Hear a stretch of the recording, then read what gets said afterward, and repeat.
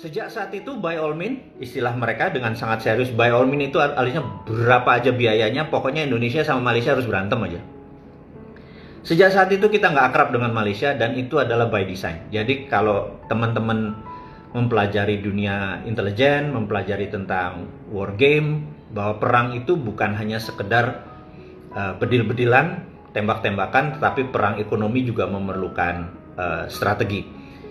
Jadi saya kasih contoh, ini real kasus, cuman saya hilangkan dulu namanya, waktunya, dan peristiwanya, tapi ini kasus yang nyata. Suatu hari di kawasan Cikarang ada pabrik pembuat rem, gitu ya. Mereka ini satu hari, satu orang yang bekerja bisa membuat 7 rem ini. Kemudian mereka dapat order dari Jepang untuk membuat rem tersebut.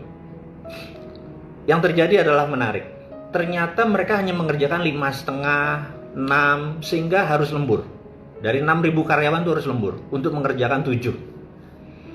Lembur sampai jam 7, ternyata setiap minggu perusahaan harus membayar 1 miliar, 2 miliar uang lembur. Gitu. 1 bulan dia paksa SPI, SPSI-nya, buruhnya, dia ini tetap aja nggak bisa. Padahal dulu sebelum ada kontrak itu 7 itu di tangan gitu ya. Apa yang terjadi setelah itu? Dia minta bantuan kami, kita full tim ke sana, kita review. Kami ini saya tanda petik dulu ya, nanti jangan teman-teman jangan komentar kami itu siapa, nanti aja sabar aja gitu ya. Kita melakukan reviewing, kemudian ketemulah 6 gegeduknya gitu ya, 6 gegeduknya. Bahwa inilah penyebabnya. Nah, 6 orang ini dipanggil ke pusat, 2 disekolahkan ke luar negeri, ke Jepang, 2 dinaikkan pangkat, 2 dipindahkan tapi pangkatnya naik. Setelah itu 6.000 orang ditekan, suruh mengerjakan, ternyata bisa, sehari bisa 7, bisa 8, dan tidak ada lembur lagi. Dan 6 orang ini kita review, ternyata ada yang menarik. Setahun yang lalu kata mereka ada orang dekat sekali dari Malaysia, dia sering dikasih uang, anaknya sakit dikasih biaya, dan sangat dekat, udah kayak saudara katanya. Mereka inilah, orang-orang inilah yang menginspirasi katanya bahwa jangan sampai kalau kita mau uang banyak, jangan turuti maunya perusahaan, kita perlambat dia, dan lain sebagainya, dan lain sebagainya. Jadi ada yang menginspirasi gitu ya. Kita kejar lagi, baru kita sadar bahwa ternyata Malaysia ingin kontraknya itu pindah ke Malaysia. Jadi dengan pekerjaannya itu pelan, dengan pekerjaan itu jadi mahal, project itu pindah ke Malaysia. Karena Malaysia punya perusahaan yang sama. Disitulah kita kaget bahwa ternyata Malaysia pun tega melakukan infiltrasi ke negara kita untuk melakukan economic offense, serangan seperti itu. Hal seperti ini terjadi banyak dan kami udah tahu lama hal-hal seperti ini. Sekali lagi, bernegara itu tidak sesederhana mengelola sebuah kecamatan atau mengelola hal-hal yang bersifat normatif bahwa wacana-wacana. Enggak, rumit sekali bernegara itu gitu ya. Nah, Anda sahabat semua, mudah-mudahan dengan cerita tadi Anda mulai ngeh bahwa bisnis itu ada bisnis intelijen loh, ada marketing loh, yang bukan sekedar kita bilang, waduh ini harga murah beli, harga tinggi jual gitu ya, nggak sesederhana itu. Oke. Inilah yang saya ingin sahabat semua, sahabatnya Bosman ini bernegara itu sangat cerdas gitu. Saya mau tambah lagi, biar puas sekaligus bersemangat bahwa negara bukan sekedar ngurusi corona selesai ngurusin ekonomi, enggak seperti itu gitu ya. Saya mau tambah lagi. Anda tahu bahwa di tahun 2001 atau 2002 saya lagi di puncak, lagi di hotel di puncak, saya sendirian. Saya ada rapat waktu itu kalau nggak salah. Kemudian saya menyetel TV gitu ya. Di TV itu ada seorang penyanyi cewek melakukan gerakan sangat erotis yang kemudian hari dikenal dengan gerakannya goyang ngebor kalau nggak salah. Dia adalah Inul gitu ya. Saya waktu itu begitu melihat, saya langsung tepok jidat, astagfirullahaladzim gitu ya. Terus nggak lama kemudian saya bilang alhamdulillah gitu ya. Anda mudah-mudahan paham maksud saya. Saya melihat sesuatu yang luar biasa gitu ya. Tapi mendadak 3 bulan kemudian geger di media bahwa goyang Inul itu haram, nggak boleh, dan lain sebagainya. Oke, saya selesai dulu. Beberapa tahun kemudian, sahabat saya memiliki teman lama di Malaysia yang dia juga adalah orang petinggi tapi udah pensiun, senior saya jauh sekali di Malaysia. Suatu hari dia datang ke Indonesia liburan dan saya jemput dia untuk makan malam, dinner. Kemudian dia ingatkan saya, "Young brother, ingatkah waktu itu," katanya, zaman Inul? "Ingat," dia bilang gitu. "Apa yang kamu lakukan di Indonesia?" Saya bilang, "Wah sayang, saya gagal membuat Inul terkenal karena tahu-tahu Inul sudah dinyatakan haram oleh MUI dan lain sebagainya." Itulah katanya gitu. Itu saya yang operation. Saya bilang, terangin lagi, saya bilang gitu. Jadi dia bilang Malaysia pun waktu melihat pertama kali Inul goyang itu, mereka langsung tepok jidat dan bilang, "Astagfirullahaladzim," katanya gini, "gila nih," katanya gitu ya. Lalu apa yang komentar yang mereka dapat adalah begini, teman-teman. Jadi Malaysia itu ada 5 juta penduduk Malaysia yang penggemar dangdut. Di luar TKI, TKW ya. Penggemar dangdut. Kalau Inul sampai meledak, kemudian orang Malaysia tergila-gila sama Inul, maka produk Indonesia akan masuk ke Malaysia, gitu ya. Dan ini nggak boleh katanya. Jadi dia melakukan infiltrasi, dia bayarlah ulama lah, dia bayarlah organisasi sini bayar untuk menyatakan Inul itu haram gitu ya. Begitu berhasil dinyatakan oleh MUI haram, Malaysia tepuk tangan, saya tepuk jidat.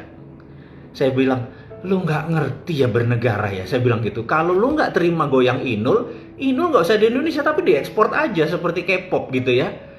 Itulah sahabat semua, saya pengen Anda itu tidak sederhana ngelihat, "Oh ini haram, ini halal." Itu pasti ada yang bermaksud. Sekarang goyang ngecor lah, goyang apalah lebih banyak, lebih jorok. Tapi karena tidak mempengaruhi sebuah negara, tidak ada yang infiltrasi. Jadi teman-teman, mudah-mudahan informasi bela negara seperti ini teman-teman paham. Jadi hari ini aja saya udah ngasih 2 bocoran bahwa negara lain itu sangat peduli sama Indonesia, dan Indonesia kayak terlalu naif mengelola negaranya. Jadi saya gregetan gitu ya.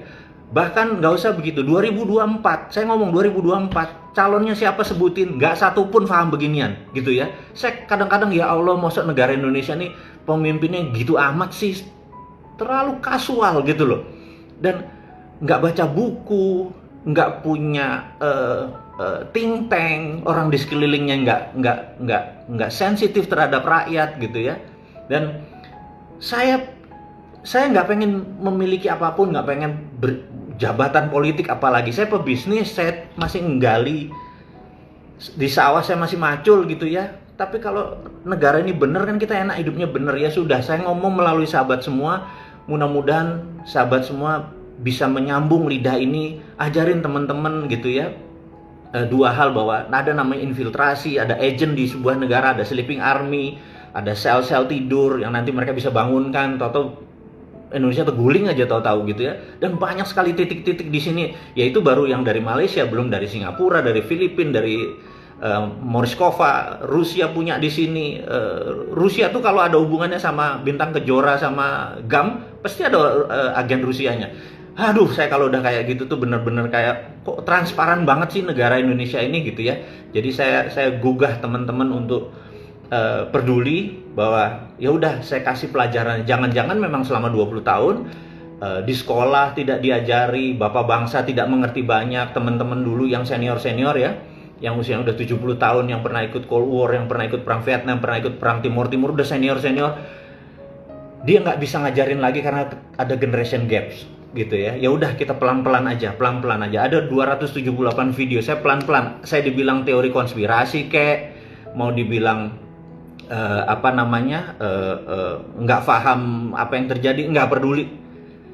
Saya cukup waktu untuk bersabar, saya cuma bisa kasih 5 menit, padahal saya pengen ngasih berjam-jam gitu ya. Sekali lagi, saya cukup bersabar untuk Anda pinter, karena makan kue gede sekaligus pasti Anda nggak kuat, lebih baik dicemilin pelan-pelan gitu ya. Oke.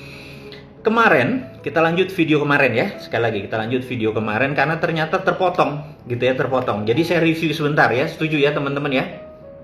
Setuju ya teman-teman?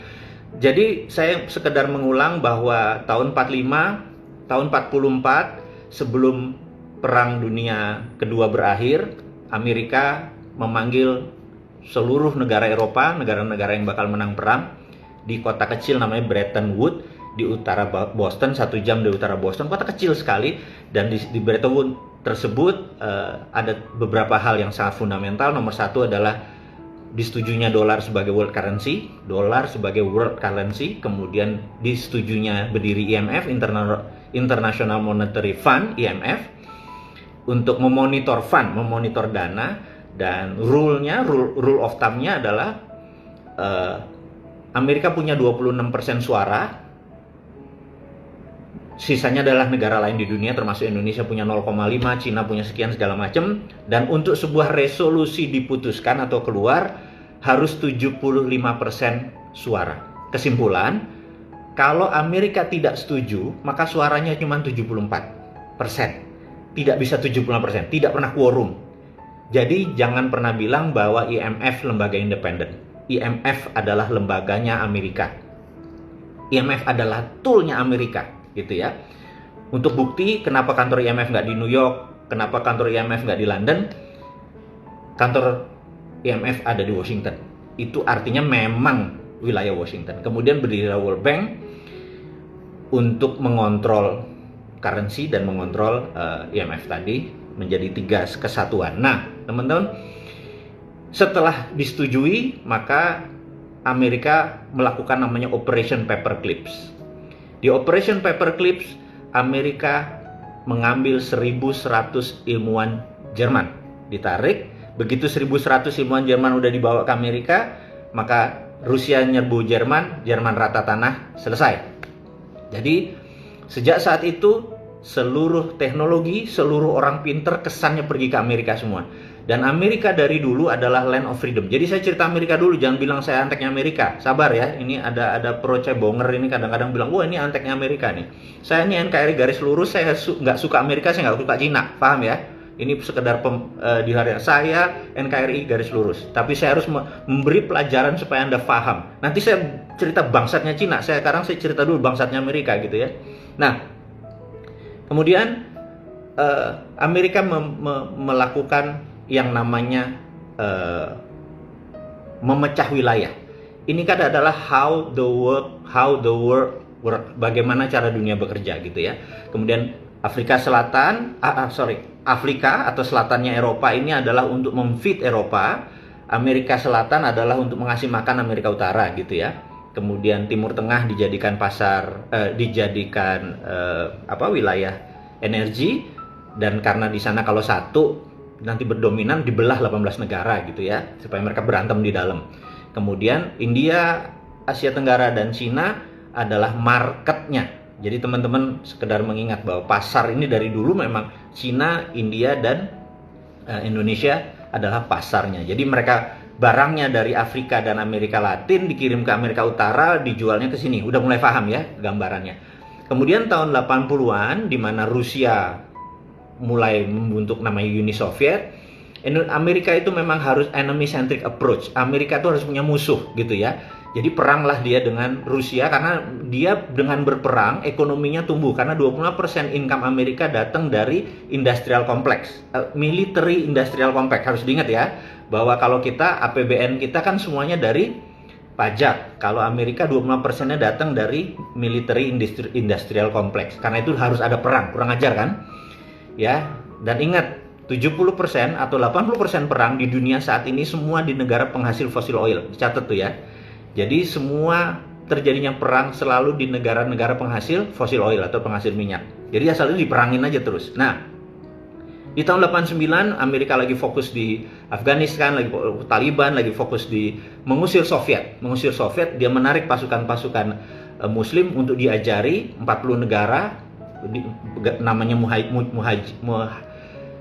Mujahidin, untuk menyerbu Rusia di Afgan gitu ya. Nah, ada yang lupa, tahun 89 yang sama Cina juga lagi tinggi-tingginya nasionalismenya dia. Nasionalisme tipe versi PKC, Partai Komunis Cina. Dan tahun 89 ada peristiwa yang besar yang namanya Tiananmen. Tiananmen ini moment of greatness. Ada pertanyaan besar karena sebelumnya zamannya Ronald Reagan jadi presiden, Cina itu menandatangani sebuah perjanjian yang sangat berat, yaitu 40 tahun kemudian Cina harus jadi negara demokrasi. Setidak-tidaknya pemilihan kepala daerah bisa menggunakan voting, gitu ya, menggunakan voting atau election.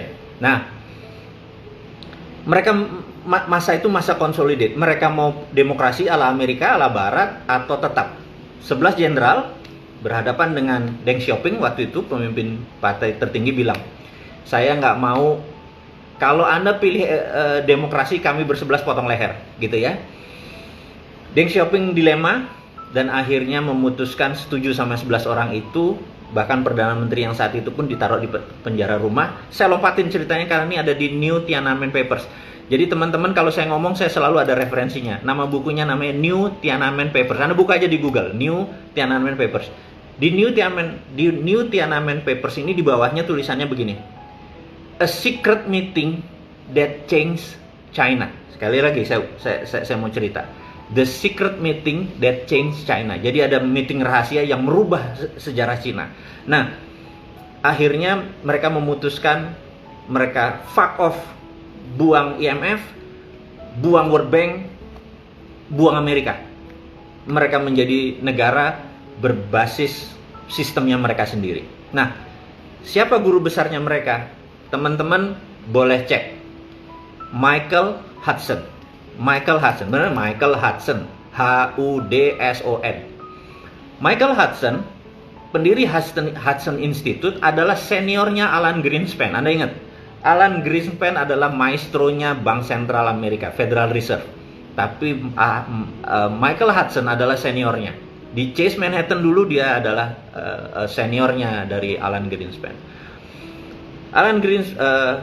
Michael Hudson dari tahun 70-an memang sudah memberikan terobosan-terobosan besar sehingga idenya dia diterima oleh Amerika di tahun 71. Jadi 15 Agustus 1971 Amerika deliberate. Amerika menyatakan setiap printing money tidak perlu pakai emas lagi.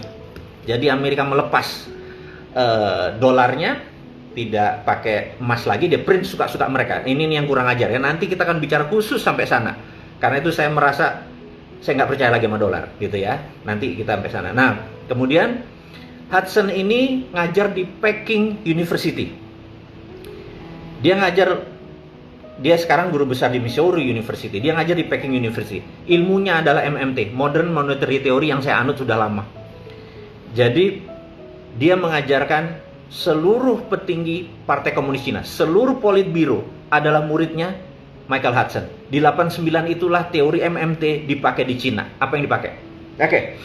Saya mau terangkan sedikit teman-teman, dan ini adalah mudah-mudahan ilmu yang bermanfaat buat Anda semua, karena suatu hari kita akan membuat ini menjadi bagian dari Indonesia. Jadi begini. Hudson tidak percaya sama inflasi. Inflasi adalah kalau mismatch. Kalau ada yang mismatch balance sheet-nya pasti inflasi. Jadi kalau itu nggak mismatch, pasti tidak ada inflasi, ya. Itu rumusnya dia. Jadi kalau ada inflasinya 7%, pasti mismatch, pasti produksinya tidak sesuai dengan uang beredar, gitu ya. Jadi sesimpel itu. Nah, untuk itu apa yang dilakukan oleh pemikiran sederhananya?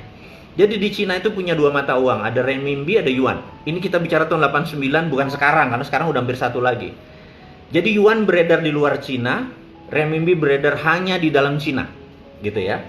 Nah, renminbi ini dicetak bukan berdasarkan aturan IMF, ada emas, ada pinjaman, ada loan, ada model kayak mega bintang menteri sekarang ini. Apa-apa harus pakai pinjaman, apa-apa harus pakai dolar, gitu ya. Mindsetnya begitu. Beda sama yang Cina lakukan. Pokoknya ada underlayingnya. Underlayingnya bisa apapun. Bisa sumber daya alam, bisa bisnis, atau project, atau emas, atau dolar. Terserah. Nah, sebagai contoh, misalnya saya Presiden Sontoloyo untuk Republik Sontoloyo, gitu ya. Kita ambil kecil, ambil 2000 hektar tanahnya Sultan Ground, ini yang ngawur aja gitu ya. Nah, Kemudian Menteri Perumahan Rakyat bilang, Pak Presiden lapor, saya pengen atau kita nih harus membuat 1 juta rumah murah. Kita perlu 100 triliun. Oke. Maka saya sebagai presiden bilang, oke, Ibu Menteri Keuangan tolong print 100 triliun, kasih ke Pak Menteri Perumahan Rakyat. Dan saya bilang, Pak Menteri, kamu nanti pokoknya tidak boleh ada barang impor. Besinya, semennya, kayunya, semua harus lokal. Dan dihitung benar-benar harga satu rumah berapa, tidak boleh ada bunga. Nanti begitu orang bayar, uang tersebut kasih ke Menteri Keuangan, uangnya masuk itu harus dibakar. 100 triliun tadi dikirim ke Menteri Perumahan Rakyat, langsung pabrik-pabrik di Tegal, pabrik-pabrik di mana, di seluruh Indonesia, pabrik semen, pabrik kayu, batu, bata, kusen, semua nyala gitu ya, dibangun, kemudian rakyat membayar, entah nyicil entah tunai, begitu uang masuk dibakar. 5 tahun kemudian begitu barang ini jadi, misalnya 100 triliun udah dapat, kirim ke bank lagi, bakar uangnya gitu ya, selesai. Begitu dibakar tidak ada inflasi karena underlayingnya proyek gitu ya. Itu karena itu di Cina dengan cepat mereka bangun, karena apapun renminbi bangun gitu ya. Nah, Anda mudah-mudahan teman-teman sahabat semua sudah mulai menyadari bahwa akhirnya tumbuhnya cepat tumbuh. Tapi yuannya bagaimana gitu ya? Mereka kan tetap perlu nilai yuannya tinggi gitu ya. Nah, caranya gampang. Kalau Indonesia nih, kita Indonesia udah menerapkan rupiah biru sama rupiah merah. Rupiah merah di luar negeri, rupiah biru di dalam negeri gitu. Jadi yuan sama renminbi. Nah, kita langsung bilang, oke, kita operasi intelijen. Kita kirim intelijen kita ke Papua Nugini, ke Filipina, ke Malaysia, ke mana aja kita kirim. Usahakan orang ini mendekati pemimpin-pemimpin yang di negara-negara, calon pemimpin atau pemimpin. Tidak perlu presidennya, tidak perlu perdana menterinya, tapi orang dekatnya gitu ya. Nah, misalnya dari Papua Nugini lapor Pak, kita sudah dapat orang yang sangat ambisius. Dia bisa jadi presiden, dia bisa jadi perdana menteri Papua Nugini. Oke, jadiin dia deh, gitu ya. Berapapun biayanya jadiin. Terus suruh dia nanti buat proyek.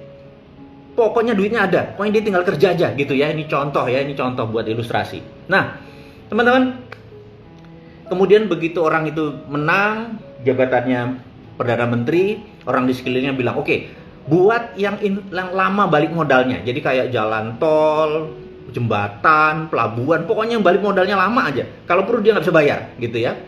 Nah, begitu dihitung, katakanlah jumlahnya 10 billion dolar. Anggap dalam rupiahnya adalah 100 triliun rupiah. Lalu apa yang kita lakukan ini di Indonesia? 100 triliun kita print lagi, kita bayar lagi ke Krakatau Steel. Jadi proyeknya ini ya, untuk besinya, semen Indonesia, besi segala macam, bawa ke Papua Nugini utuh. Ingat ya, bawa ke Papua Nugini utuh.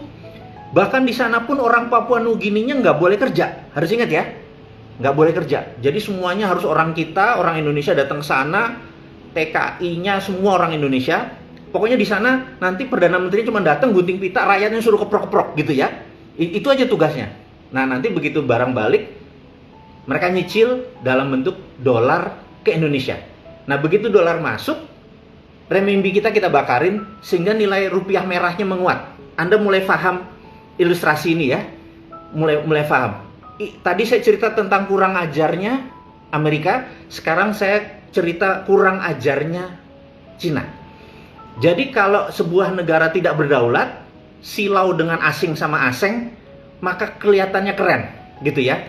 Dan bagi saya hal ini naif gitu ya. Perdana Menteri Papua Nugini loh ya yang naif ya. Kalau di sini pinter, nggak mungkin orang kita mah dikerjain kayak gitu, nggak mungkin gitu. Ini Papua Nugini, jadi bukan kita. Ini kita mau mengeksekusi Papua Nugini. Jadi teman-teman sekarang udah ada 3 pelajaran nih, bahwa ada infiltrasi dari negara lain, kurang ajarnya Amerika, kemudian bagaimana kurang ajarnya Cina. Anda mulai kebayang kan bahwa setiap negara itu ada namanya hajat hidup. Dia punya survival of the nation. Dia pengen Amerika itu hidup 1000 tahun, Cina juga pengen hidup 1000 tahun. Indonesia juga pengen hidup 1000 tahun gitu. Cuman karena silau ngelihat ke sana jadi kagum dengan mereka, jadi kita miring ke kiri, miring ke kanan. Dulu zamannya pemerintahan sebelum yang sekarang itu miring ke Amerika. Makanya disebut pemerintah yang kemarin tuh America born, America boy gitu ya. Oh, kita darlingnya Amerika. Terus begitu sekarang ya kita pegat atau kita putus sama Amerika, kita mulai genit-genit sama Cina gitu. Tapi Cina pinter, kita nggak dipacarin, kita cuman di deket-deketin aja, nggak dipacarin ya, digrepe-grepe doang gitu ya. Terus begitu mau balik ke Amerika lagi, ini perlu ventilator, kita deket-deket lagi Amerika, iya deh lu bayar deh dan lain sebagainya gitu ya. Jadi ini nggak simple gitu. Sama, nah Amerika juga sama. Waktu Demokrat berkuasa zamannya Obama, wah Cina tuh darling gitu. Begitu Trump disikat ke Cina, itu biasa. Jadi politik dunia itu memang selalu kiri kanan gitu ya. Nah teman-teman, kita ngomong tentang geopolitik, geostrategi seperti begini, ini hanya cuman sanepo, cuman kiasan. Bahwa ceritanya akan panjang sekali. Saya cuman ingin meringkas itu supaya Anda paham, supaya ngono tuh ngelola itu gitu ya. Terus nanti kita tanya nih, misalnya, oh dia mau jadi presiden, lo punya otak seperti Bosman nggak? Lo gubernur ini lo challenge saja. Kalau dia cuman kebanyakan selfie, pamer-pamer terus jualan-jualan, konsep nggak ada, think tanknya nggak ada, begitu memimpin negara gitu ya. Teman-teman, saya mau menceritakan sedikit, kan selalu ada yang baru dari Bosman. Itu menjadi tagline kita. Kalau menyempatkan waktu bersama Bosman pasti ada sesuatu yang baru. Mudah-mudahan ada 3 hal ini menjadi hal yang baru buat Anda. Saya mau menceritakan sedikit kali ini bisnis. Jadi bisnis begini. Bisnis yang ada di Indonesia saat ini, terutama sisi UKM terpukul, gitu ya. Kita semua tahu yang ngomong udah terlalu banyak deh, gitu. Apalagi yang mau jadi presiden atau mau kekuasaan atau yang punya kuasa, ngomongnya itu terus gitu ya. Saya sekedar meringkas bahwa ternyata ada 30% UKM yang tidak kena masalah dengan corona. Salah satunya adalah sahabat saya, Mas Yoyo. Kemudian Mas Keke. Sahabat-sahabat saya yang memang main di digital. Ternyata mereka nggak kena. Kenapa nggak kena itu ya? Nah, kenapa nggak kena? Ini saya terangin. Bahwa ternyata mereka UKM-nya sudah UKM 4.0 gitu. Apa itu UKM 4.0? UKM 4.0 itu sudah terintegrasi dengan sistem distribusi, terintegrasi dengan sistem logistik, terintegrasi dengan sistem point of sales, terintegrasi dengan payment. Bayangin, kalau Anda jualan aqua yang khusus misalnya, bener-bener keren di daerah Anda, di Pandaan misalnya Anda punya sumber mata air, kemudian Anda jual, orang tuh mau bayar pakai OVO, sementara Anda tidak bisa nerima pakai OVO. Anda mau bayar pakai GoPay nggak bisa, mau bayar pakai PayPal nggak bisa, harus tunai. Anda transaksi jadi tidak jadi karena Anda tidak bisa menerima pembayaran. Jadi UKM 4.0 bisa menerima 9 macam pembayaran gitu ya. Jadi tadi terintegrasi semua termasuk menerima pembayaran. Nah, saya ini mempunyai platform untuk UKM bisa menjadi 4.0. Mahal biayanya. Saya kasih tahu mahal karena kami harus punya database ini, punya server yang besar, punya SDM yang banyak. Kemudian belum lagi insurance dan dari IT tadi ya, kalau kehack, kalau diserang, kalau mati listrik dan banyak itu sumbernya, itu nggak murah. Saat ini baru 3.000 orang UKM menggunakan jasa perusahaan saya ini. Namanya Refeed, REFEED, refeed.id.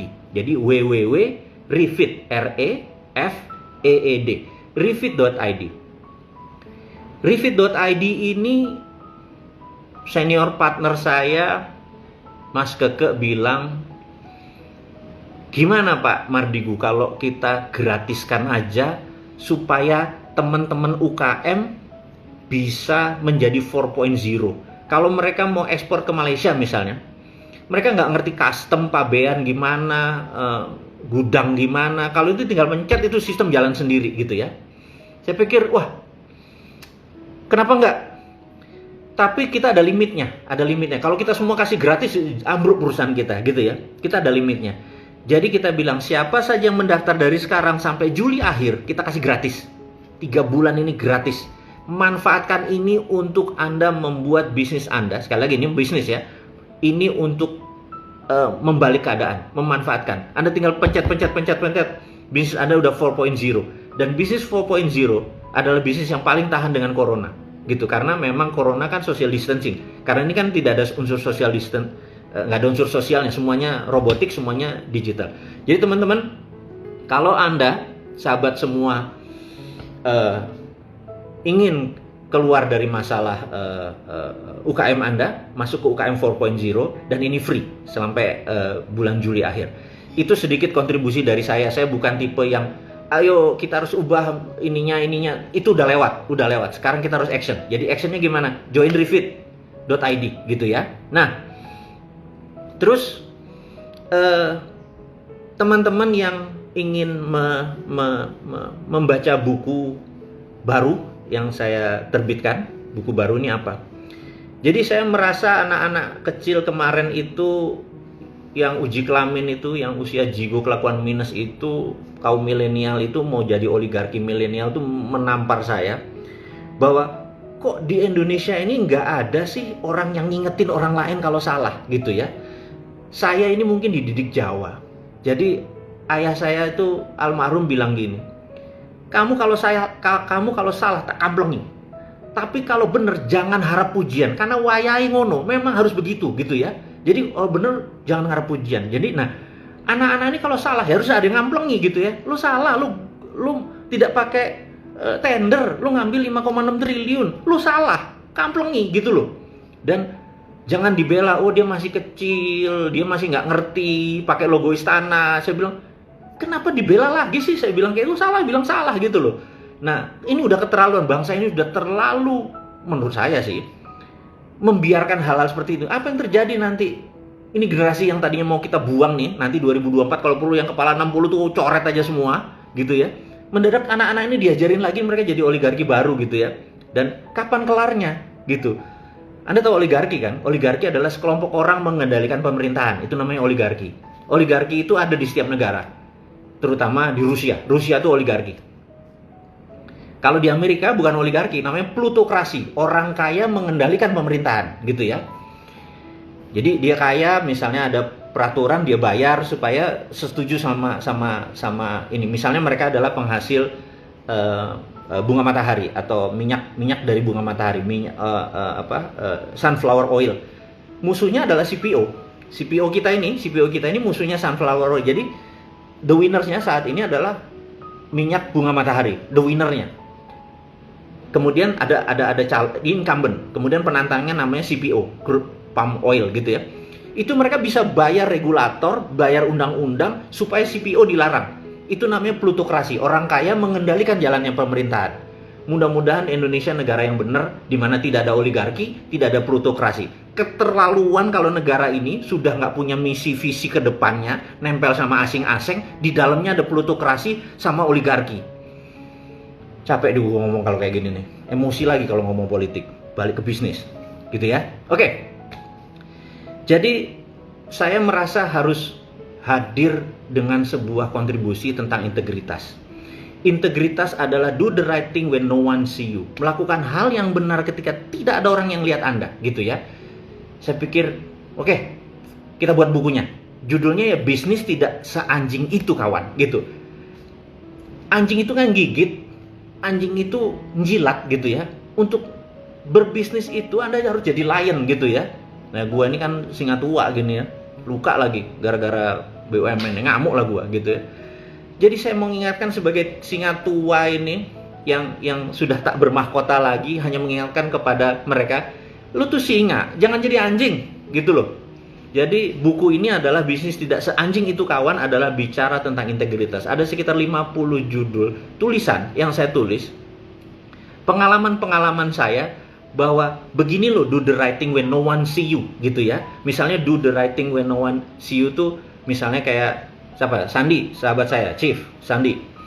Dia Senin Kemis dan dia nggak pamer, gue puasa Senin Kemis gitu. Kalau Bosman ini ya Senin Kemis, hari Senin nyeneni, hari Kemis ngemis. Tolong Pak gitu ya. Itu sama Senin Kemis ya, dia spiritual, gua gembel gitu ya. Nah, itu yang membedakan do the right thing when no one see you. Nah, kemudian saya juga ini mungkin terakhir ya, saya juga merasa ingin berkontribut karena teman-teman Rumah Yatim Indonesia kemarin kami nggak pernah ngeluh. Rumah Yatim bercerita, kami tegar, tapi gara-gara COVID kami apa-apa harus sendiri. Masker kami harus buat sendiri, saniter kami harus buat sendiri. Tapi begitu in term of money atau sumbangan, mendadak semua orang lagi kuanfu sakum wa ahlikum. Jadi baru dirinya sendiri dan keluarganya. Jadi untuk anak yatim gemeter nih. Saya gemeter, asli. Karena untuk menghidupkan berapa anak ya terpaksa bulanan saya drop gitu ya. Tapi ya berapa lama saya bisa tahan. Jadi saya pikir apa ya kontributnya gitu ya. Saya bilang sama anak-anak, sama kakak asuhnya bilang, gini deh, saya punya video. Judulnya Vision 2030, bagaimana saya melihat tahun 2030 Indonesia bagaimana menjadi domination, untuk Indonesia menjadi mendominasi, dan bagaimana kita mendistrak the world, dunia ya, bukan sekedar Indonesia. Jadi Anda sebagai UKM bagaimana, Anda sebagai profesional bagaimana, negara itu bagaimana, semua saya rinci di sana, di visi 2030, dan seluruh keuntungannya buat rumah yatim Indonesia. Gua kalau ngomong yatim, susah. Oke, kita jadi teman-teman kalau Anda ada uang sedikit, kami rumah yatim kalau bisa jangan disumbang, tapi beli aja itu visi 2030, karena ini biar kami independen, biar kami nggak punya utang budi, biar kami berat loh nerima sumbangan itu. Anda tahu, saya 24 tahun ngurusin dunia kepantian. Kalau bisa jangan berutang deh gitu ya. Gitu. Itu dari saya. Nah, teman-teman, di ujung pembicaraan kita hari ini, awalnya kita bicara geopolitik, di ujungnya kita atau saya jualan tentang refit untuk UKM Anda menjadi 4.0 refit, refeed.id, www.refeed.id. Nah, kemudian saya juga mengajak teman-teman untuk belajar tentang integritas, beli buku dari Business Hack. Ini adalah bisnis nggak seanjing itu, karena Anda adalah seorang singa, Anda adalah seorang lion, Anda adalah king gitu ya. Anda nggak harus jadi gembel, nggak harus ngejilat gitu ya, apalagi Anda masih muda-muda. Buku ini adalah buku pengalaman saya, bagaimana saya gagal, bagaimana saya berhasil, bagaimana saya harus melakukan sesuatu yang benar dan saya ditempelin. Biar aja saya yang salah, Anda ambil yang benar-benarnya aja. Terakhir, video Vision 2030, saya coba, kalau Anda mau beli Vision 2030, Anda bisa baca ini nggak?